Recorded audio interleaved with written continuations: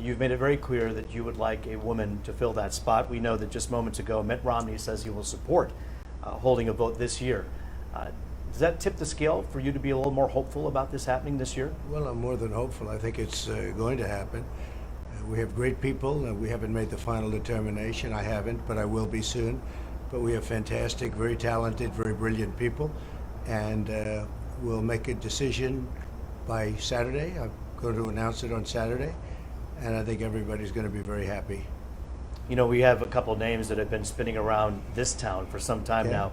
Amy Coney Barrett, Right. I know he was vetted by you years ago. Sure. Then Barbara Lagoa seems like an attractive choice, given the fact that she's a Latina from Florida, doing her work there, and her personality is feisty like yours. Yeah. Well, she's terrific, and you have Judge Larson. You know Judge Larson, who's very talented also, and a lot of great people. We have really, I have 45 great people if you look at it, but I thought a woman would be very important right now for the Supreme Court, so I'll be choosing a woman.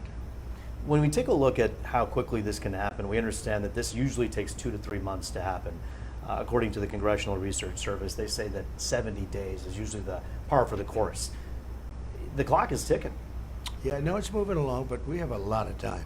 We have nothing but time, especially since we have the support. You know, we have senatorial support.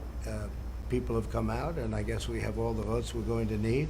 They're going to be very happy with the candidate. They know most of the candidates anyway. I think they know maybe all of the candidates. And we have great support from the people also. Have you made a decision and you're just going to reveal it on Saturday? Or are you I would still say that I'm deciding? very close to making a decision in my own mind, and I'm going to reveal it on Saturday.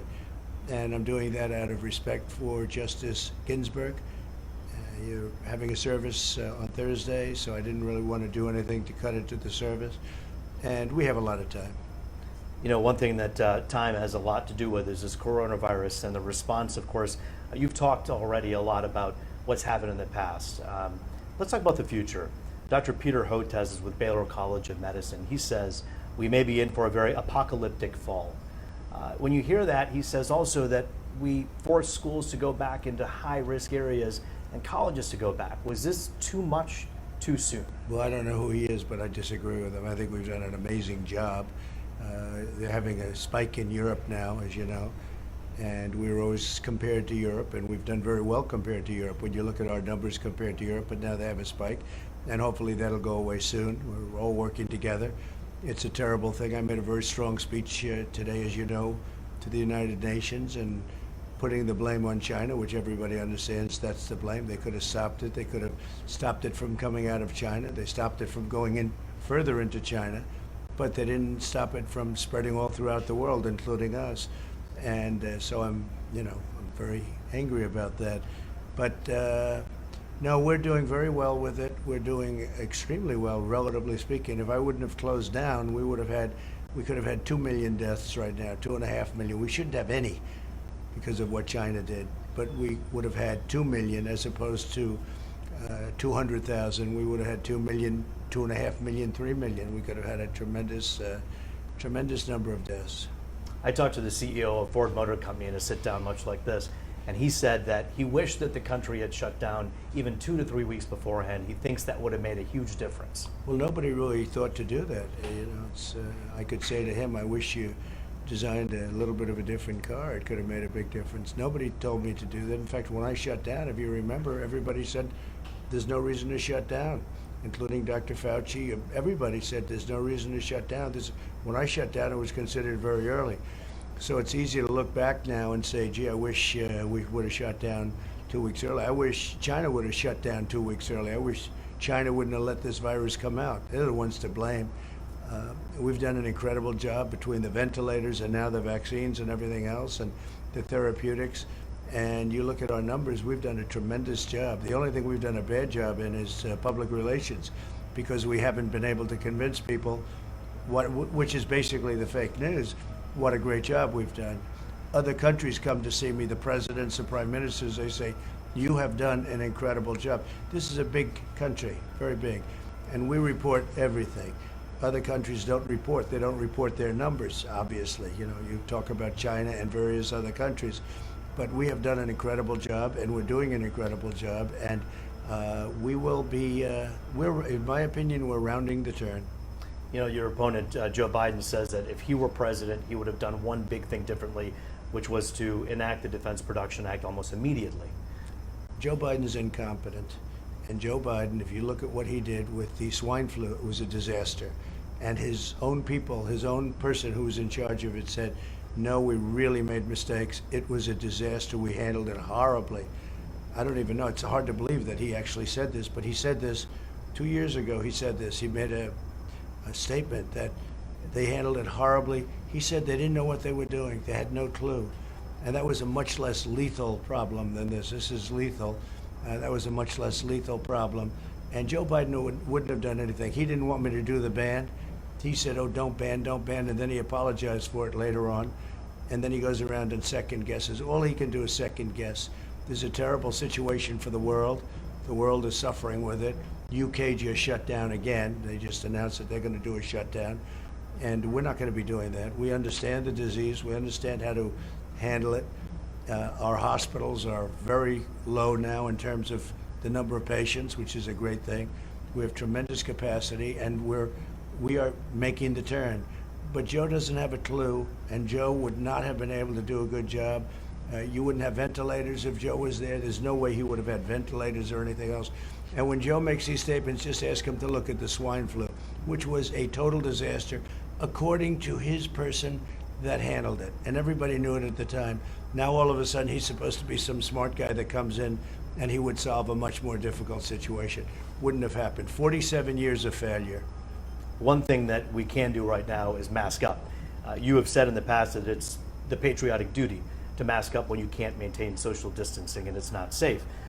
We've been to a few of the rallies. I was in Freeland, Michigan, and also in Macomb County with your son. People were out there almost celebrating the fact that they didn't have to wear a mask. That's not responsible. Well, I didn't see that. You know, I didn't know they were celebrating. I come and I make a speech, and we had a great time there, actually, in Michigan. And we've done a great job in Michigan with all the factories, car factories and plants that are opening and expanding. And we've done a great job for Michigan. No, I didn't see that. No, I think people should wear a mask if they can, if they feel they should.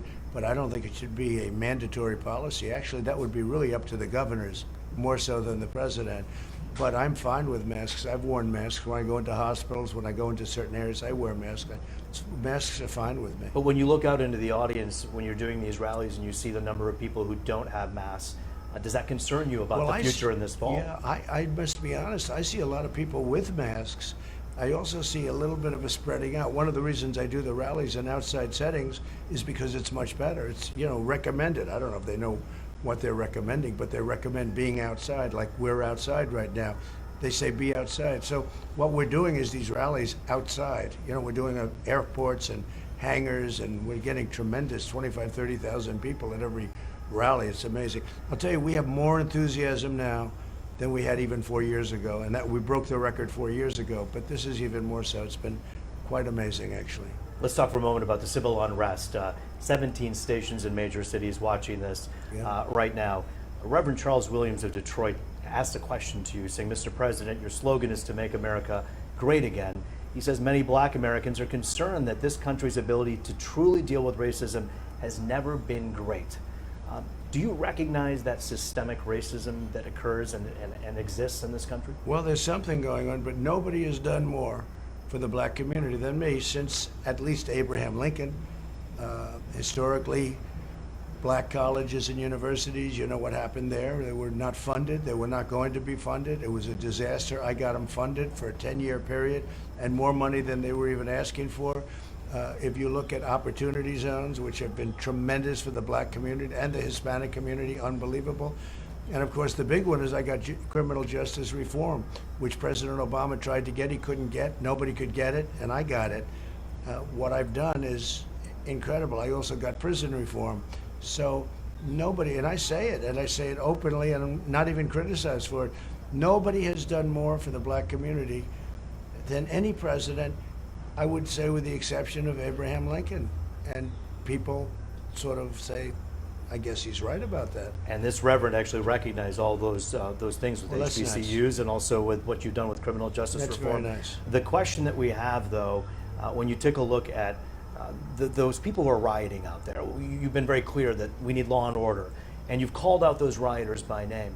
Would you right now talk a little bit about those peaceful protesters who are out there? What is your message to them, the ones who are not breaking the law, who simply think there's a big problem out Well, there? you do have peaceful, but a lot of times the peaceful ones get a little bit crazy because they're led by Antifa and others that are professionals that get paid a lot of money, that have money, and they're led. And then you'll have a Portland where you have anarchists. I mean, you have agitators, anarchists, and we could put that down very easily, and we do. The Republican states and cities, look how well they're doing. The Republican cities and states are doing phenomenally right now. Detroit's doing quite well under a Democratic mayor with Chief James Craig. And as you know. have a great police chief. I watch him. I really like him a lot. Say hello to him. I think he's terrific. I think he's just an incredible representative too. He speaks so well about a very important subject, which is crime and the rioting and all the things that you see in certain cities. Don't forget, you see these cities, and they're Democrat cities. They're usually run liberally, or liberal Democrats, or even further left than that. I call them radical left. But Portland could be, we could close down Portland and the problem in Portland in 30 minutes. But they don't want us to bring in the National Guard. The governor doesn't want it. We've offered it many times. Chicago is a terrible situation, Democrat. Look what happened to New York with the crime bursting, Democrat.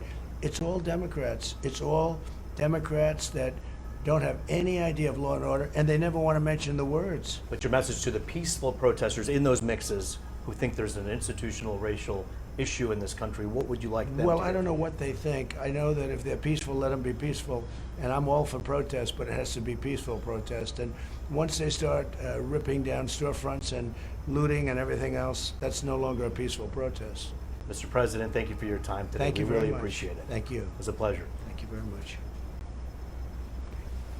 Okay. Thank you. Good job.